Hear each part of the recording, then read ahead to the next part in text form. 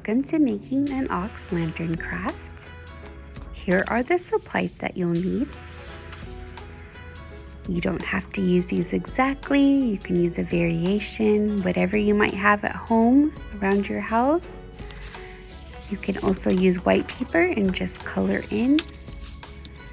I'm taking the brown construction paper, folding it the long way, and now I'm cutting, starting at the folded side, and I'm only cutting up to about 1/2 inch at the top, and you don't want to cut all the way through. And you can get a ruler and you can space it out if you'd like it to be more precise. I'm just kind of eyeing it and cutting it up. This is going to be the base of the lantern. You open it, and I'm going to go ahead and place some glue. If you want to as well, you can also fold it the short way and make a little bit shorter lamp, and that is fine too. Whatever way you like is perfectly fine.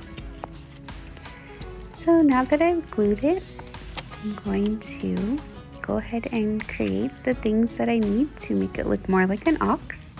I'm going to start with another piece of brown paper, and this is going to be for the handle, just drawing a kind of a straight line. And then I'm going to draw 2 kind of big ovals for the ears, and I'll cut those out and put those aside.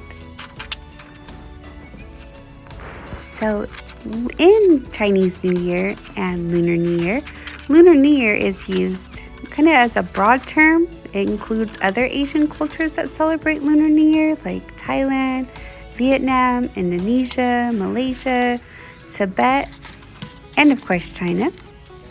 There's 12 zodiac animals in the Lunar New Year calendar. It begins with the rat, ox, tiger, dragon, rabbit, snake, horse, goat, monkey, rooster, dog, and pig. And here I'm drawing the nose. It does kind of look like a pig nose here, but it does. Ox noses do kind of look wide and maybe not quite so pink, but you can change it if you'd like. Now, according to Chinese legend, the animals were decided in the order they arrived at a party for the Jade Emperor. Ox was supposed to be first, but he was tricked by the rat, who rode in on his back, and when the ox wasn't looking, he jumped down and scurried in first. So that's why the ox is second on the lunar calendar. Now I'm drawing the horns here. The horns might not look quite like a real ox, but I kind of drew it like a moon. I'm not very good at drawing freehand, so please forgive me. If you're better at drawing, you can go ahead and draw it more realistic. And the eyes on my original lantern were a little bit bigger. These are smaller, but that's the nice thing about projects and crafts is you can do them however you like. I'm cutting those out, and you can also make the eyes look with different color. Whatever makes you happy is perfectly fine.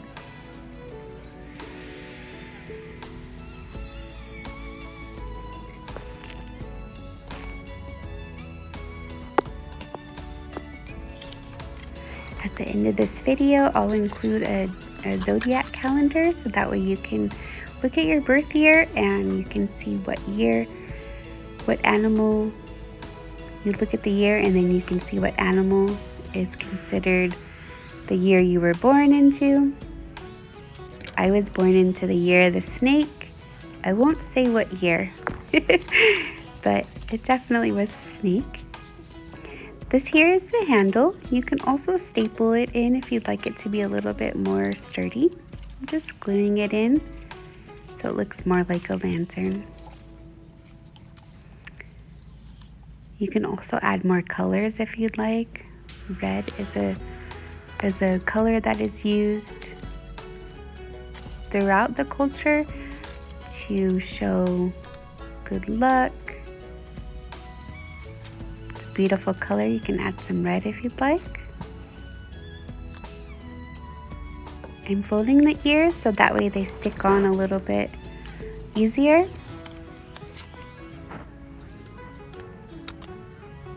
And then I'll do the same thing with the horns.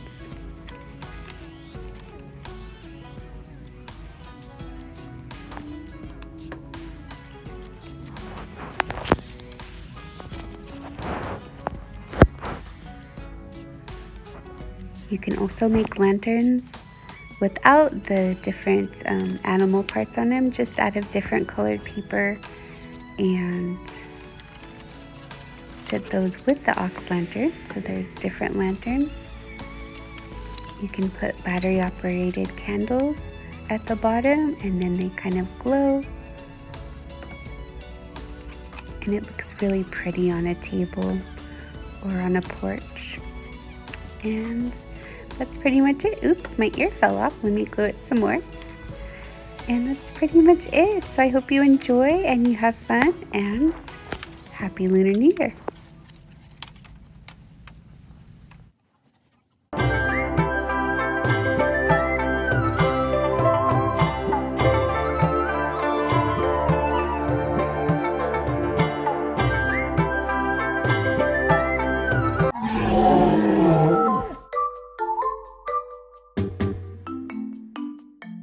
Hi everyone, I'm Talia from the Weston Ranch Library, and in honor of Lunar New Year, we'll be making a fire-breathing dragon.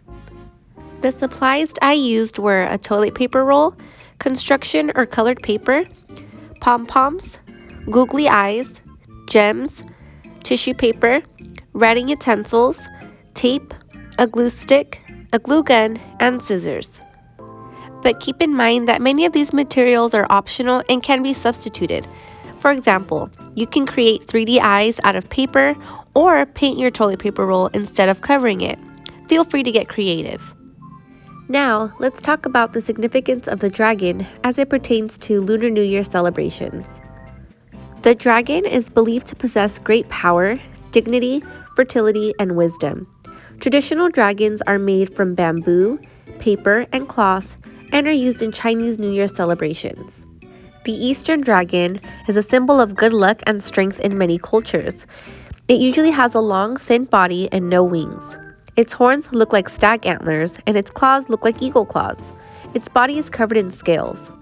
Eastern dragons come in many different colors and have a wide range of magic powers, depending on the story.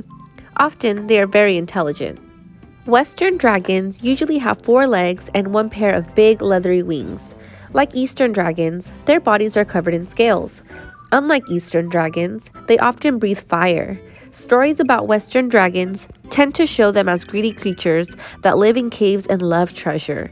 Their horns tend to be sharp and pointy, and their claws look like lizard claws. If you'd like to learn more about Lunar New Year, be sure to stop by your local library for some great books today.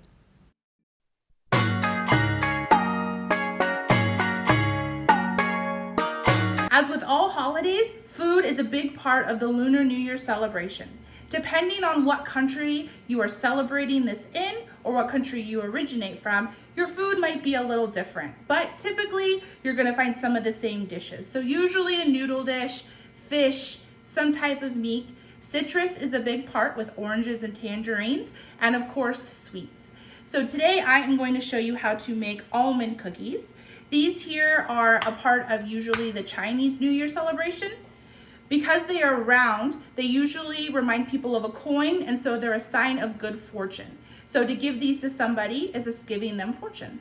So let's go ahead and get started making these. Stay tuned till the end of the video where I will have the recipe. So we have all of our ingredients here. The first thing we're going to do is mix together our dry ingredients. So we're going to take 1.5 cups of flour.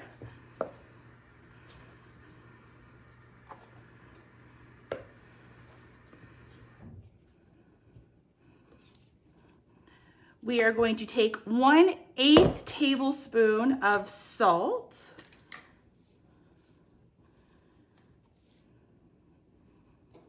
And we are going to take 1/4 tablespoon of baking powder. We are also going to add some baking soda, a fourth as well. Sorry, we're gonna add a half. Mix that in there, and then we're going to mix this together. And we're going to set that aside. Next, we're going to take all of our wet ingredients. So for the wet ingredients, we're going to take 1 cup of vegetable shortening. Put that in there. We are going to take 1/2 sugar, 1/2 cup.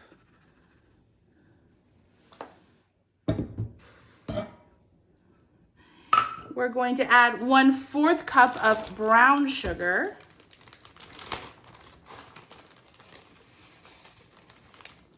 Don't forget, when you're doing brown sugar, when you put it in here, you're gonna wanna push it down. There we go. And then we're going to mix this together with either electric beater or with a spoon. And we're gonna mix it together until it's a little bit fluffy. So let's go ahead and do that.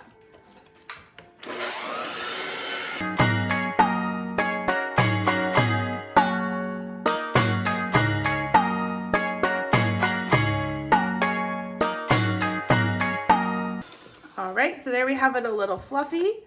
So we'll set that down, and we're going to add 1 egg.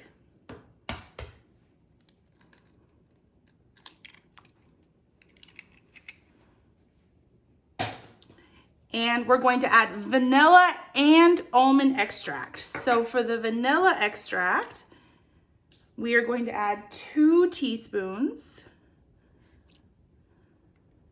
Oops, it's okay. And for the almond extract, we are going to add 1 teaspoon. We don't need as much because almond extract is pretty strong. So we're going to make that in together, and then we're going to mix this together once more.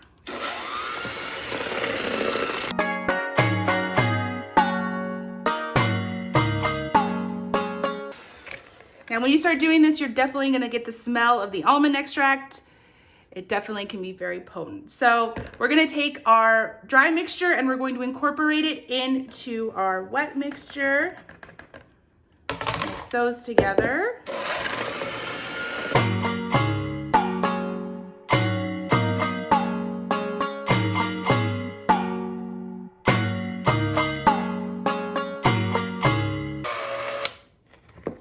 Once those are mixed together, we're going to add 1/2 cup of chopped almonds.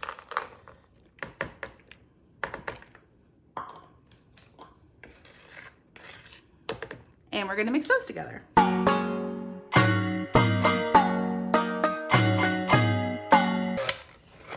Once this is all mixed together, we're going to roll it into a ball, wrap it in plastic, and put it in the refrigerator for an hour. After an hour gets done, we'll go ahead and start baking it.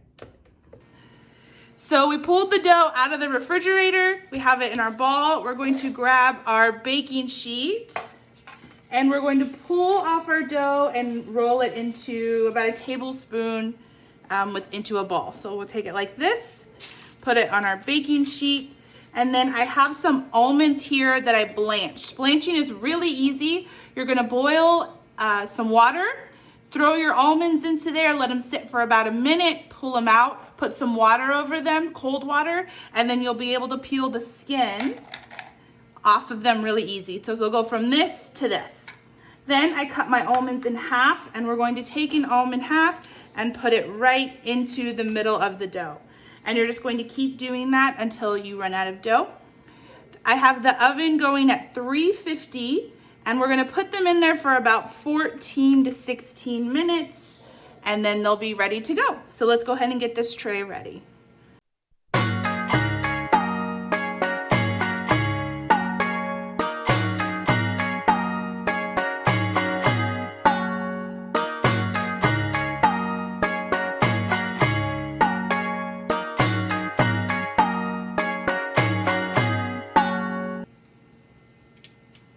All right, so the tray is ready, so let's put it in the oven for about 14 to 16 minutes.